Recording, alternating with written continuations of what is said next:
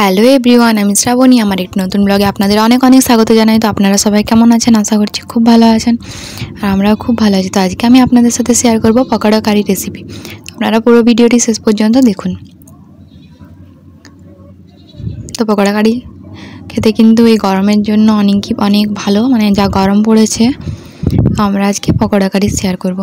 তো দেখুন, এখানে ফার্স্টেই আমরা কড়াইটা চাপিয়ে দিয়েছি। আগে আমরা কারিটা বানিয়ে নেব, তারপরে পকোড়াটা করব। তো তার জন্য এখানে আমরা 4-5 চামচের মতো তেল দিয়ে দিলাম, আর এখানে সরষে দিয়ে দিলাম 1 চামচের মতো, আর 2টো শুকনো লঙ্কা আর তেজপাতা। তারপরে এগুলোকে ভালোভাবে ভেজে নিয়ে এখানে আমরা পেঁয়াজটা দিয়ে দেব। তো এখানে আমরা হিং দিয়ে দিলাম 1 চামচের মতো, তারপর পেঁয়াজ দিয়ে দিয়েছি। দেখুন, পেঁয়াজ এখানে 2টো ছোটো সাইজের পেঁয়াজ নিয়ে নিয়েছি। তো পেঁয়াজটা ভালোভাবে ভেজে নেব। আর এখানে পেঁয়াজটা ভালোভাবে ভাজার পরে কাঁচা লঙ্কা কুচি আর রসুন দিয়ে দিচ্ছি, আর আদা কুচি করে নিয়েছি, তো এগুলোকে দিয়ে দিলাম। তো এগুলোকে ভালোভাবে ভেজে নিতে হবে। তো আমি দিয়ে দিলাম, বলছি আমি এগুলো করিনি, আমার শাশুড়ি মাই বানিয়েছে।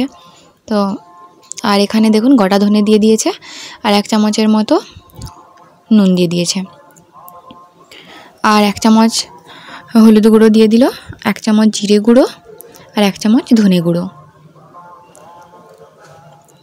আর 1 চামচের মতো কাশ্মীরি লাল লঙ্কার গুঁড়ো, যেটাতে কিন্তু ঝাল হয় না, লালের জন্য, কালারটা ভালো আসবে আর দেখতেও ভালো লাগবে। তো এগুলোকে ভালোভাবে একসাথে পেঁয়াজ আদা রসুনের সাথে ভেজে নিতে হবে মশলাটা। তারপরে এখানে আমরা 2 কাপের মতো দই ফেটিয়ে রেখেছিলাম, তো সেটাকে দিয়ে দিচ্ছে। এখানে কিন্তু জল দেইনি, দইটা ফেটিয়ে রেখেছিল ওটাই দিয়ে দিচ্ছে। তো পকোড়া দিলে জানেন তো পুরো দইটাই টেনে নেবে, তার জন্য এখানে 2 কাপের মতো আবার জল দিয়ে দিচ্ছে। তো যাতে পকোড়াগুলো মানে বেশি না একদম জলটা খেয়ে নেয়, তার জন্য এখানে 2 কাপের মতো জল দিয়ে দিয়েছে।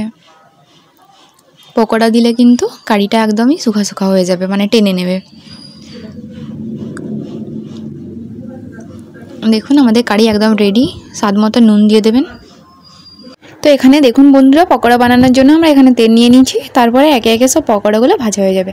তো পকোড়া ভাজার জন্য এখানে 2 কাপের মতো বেসন, একটা পেঁয়াজ, 2টো লঙ্কা কুচি, নুন, একটু হলুদ গুঁড়ো দিয়ে ভালো করে পকোড়া যেভাবে বানায় ওইভাবে বানিয়ে নেওয়া হচ্ছে। তো একে একে সব পকোড়াগুলো তেলের মধ্যে দিয়ে দেওয়া হবে। তেলটা কিন্তু মিডিয়াম ফ্লেমেই ছিল, হাই ফ্লেমে রাখবেন না। হাই ফ্লেমে রাখলে কিন্তু পকোড়াগুলো মানে ওপর থেকে ভাজা হয়ে যাবে আর ভেতরেই কাঁচা থেকে যাবে। তারপরে পকোড়াগুলো একদম লাল লাল করে ভেজে নিতে হবে। পকোড়াগুলো কিন্তু এইরকম সাইজেরই হয়েছে দেখুন। তো পকোড়াগুলো একদম ব্রাউন হয়ে গেলে উঠিয়ে নেবেন। তো দেখুন পকোড়াগুলো ভাজা হয়ে গেছে আমাদের, তারপরে আমরা উঠিয়ে নিচ্ছি। একে একে সবগুলো উঠিয়ে নেব। দেখুন বন্ধুরা, আমরা পকোড়াগুলো তুলে নিয়েছি। এখানে কারিটা আমরা একটা আলাদা জায়গায় নিয়ে নিয়েছিলাম, তারপরে গ্যাসটাকে ধরিয়ে ওটাতে আমরা পকোড়াগুলো সব দিয়ে দিলাম। তো এভাবেই আপনারাও পকোড়া কারি বানাবেন। তো আপনাদের ভিডিওটি যদি ভালো লেগে থাকে তাহলে ভিডিওটি লাইক, কমেন্ট আর শেয়ার, সাবস্ক্রাইব করতে একদম ভুলবেন না। দেখা হচ্ছে পরবর্তী ভিডিওতে। ততক্ষণের জন্য বাই বাই, টাটা। আমার ফেসবুক পেজে দেখে থাকলে পেজটিকে ফলো করে দেবেন। তো থ্যাংক ইউ, বাই বাই। এভাবে আপনারাও বাড়িতে বানিয়ে খাবেন, খুব ভালো লাগবে গরমের দিনে খেতে। Thank you.